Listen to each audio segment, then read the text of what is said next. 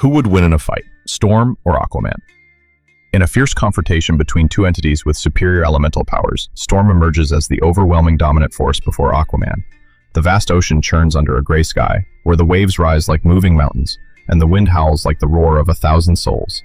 Aquaman, the lord of the sea with a solid body shimmering under metallic scales, speeds through the water at terrifying speeds, his trident flashing in his hand, ready to summon the power of the ocean to drown everything. He summons giant columns of water, swirling like sea dragons, to sweep his enemies from above. But Storm, her silver-white hair fluttering in the wind she creates, hovers in midair like a goddess descending from heaven, her eyes glowing milky white, summoning the power of sky and air in response.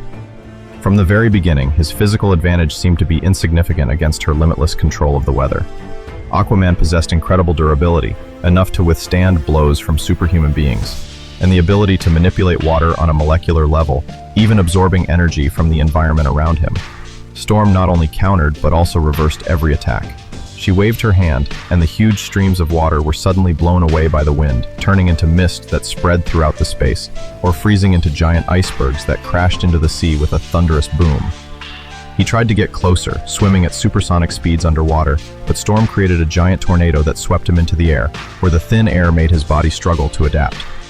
His telepathy, which could control the minds of sea creatures and even powerful beings, met a natural wall of resistance from Storm. She had successfully withstood attempts to penetrate his mind from experts like Emma Frost and Charles Xavier, even blocking a probe using the red triangle technique. Storm sensed the invisible energy, and with a gentle gesture, she summoned an electromagnetic field around her body, distorting and repelling any intruding brainwaves. The sky had darkened by now, the clouds were rolling like a giant curtain, and the first bolts of lightning struck, not coincidentally aimed at him, flashing brightly like swords of light piercing the water. Aquaman is no weakling. He possesses overwhelming physical strength, enough to lift a continent underwater or fight on par with the likes of Superman in his climactic moments. He bursts from beneath the water, his trident swinging, creating towering tidal waves, aiming to sweep Storm into a deadly vortex. But she, with her bird's-eye view of the battlefield, has anticipated this. She manipulates the wind to lift her body higher, while simultaneously lowering the air pressure around him, causing the water around him to boil or freeze, turning his familiar environment into a death trap. Lightning strikes, not just one but several, creating a network of blinding electricity that lights up the vast expanse of ocean like it's day. Aquaman tried to fight back by summoning sea creatures, giant sharks or sea monsters that surge from the abyss, fangs glinting in the lightning, but Storm only needed a thought, and the storm winds would blow them away, or lightning would strike them down, turning them into ash in an instant. He tried to use his trident to absorb the lightning energy, but Storm did not stop there. She summoned the power of a god, capable of defeating cosmic beings like the adversary and harming heralds like the Silver Surfer and Terrax. The lightning was no longer ordinary electricity, but carried solar or cosmic winds, piercing his defenses, making his body tremble, his muscles twitching under the impact of the enormous current. Aquaman, resilient as he was, eventually fell to his knees under the sheer force, his body smoking, his trident falling from his hand, sinking into the ocean he once ruled. Storm, still hovering high above, with the power to change the climate of the globe or even affect other planets, proved to be more than a warrior, but a manifestation of natural disaster far surpassing him in range, versatility, and limitless destruction. The sea, now a chaotic picture, with swirling columns of water torn apart by the storm wind, white foam flying, mixed with the dense rain like silver arrows piercing the space. Above, Storm hovered, her silver-white hair like a halo shining in the pitch-black sky, her eyes still flashing with a milky white light, reflecting the unparalleled elemental power. Aquaman, despite being cornered, did not give up easily. He, with the unyielding will of a sea king, rose from the water, his body still smoking from the previous lightning strikes, but his eyes were cold, his trident flashing in his hand, as if challenging nature. He summoned the deep power of the ocean, not just tsunamis or currents, but ancient entities from the bottom of the sea, giant creatures with skin as hard as basalt, eyes as red as burning coal, rushing up from the depths. They roared, creating sounds that shook the air, causing the sea to split open like a giant wound. Aquaman swung his trident, controlling the water to form a giant wall, hundreds of meters high, to shield and attack at the same time, forcing Storm to face the overwhelming power of the sea. He swam up, as fast as an arrow cutting through the water, trying to shorten the distance, knowing that at close range, his physical strength and fighting skills could make a difference. But Storm, with her panoramic view from above, had predicted every move. She waved her hand, and the surrounding air suddenly turned cold, the temperature dropping to freezing in an instant. His giant wall of water began to crystallize, from tiny ripples into sparkling ice blocks, then shattered into millions of sharp pieces, falling like a rain of daggers. The ancient sea creatures, strong as they were no match for the force of nature she controlled. A supersonic gust of wind would whip them into the air, where the sudden drop in pressure would cause their bodies to crack, or lightning would strike them, turning them to ash before they could even touch her. Aquaman, realizing that the direct approach was not working, turned to telepathy, attempting to penetrate Storm's mind to distract her. He sent terrifying images from the depths of the sea, tsunamis engulfing continents, dark creatures devouring light, in an attempt to break her will. But Storm, with her natural psychic resistance, only smiled slightly.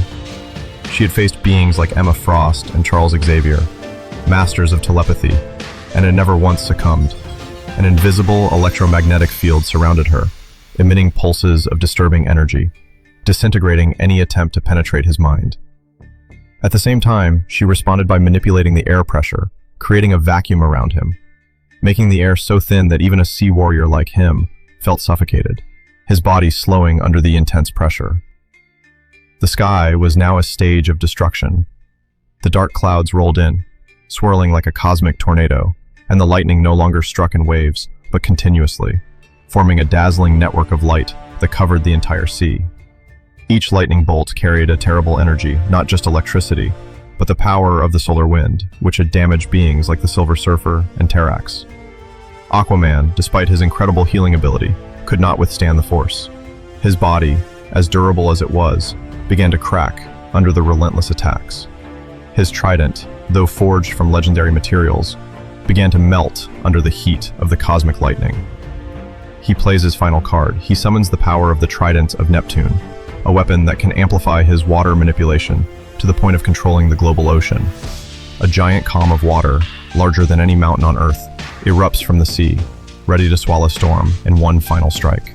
But Storm, whose power has stopped the Annihilation Rod and defeated the adversary, a Phoenix-level being, simply raises her hand. A giant tornado, so large it can be seen from space, appears at the center of the column. It draws all the energy from the ocean, turning the column into an atmospheric storm, and hurls it back at him. At the same time, a final bolt of lightning, powerful enough to destroy an entire planet, strikes Aquaman.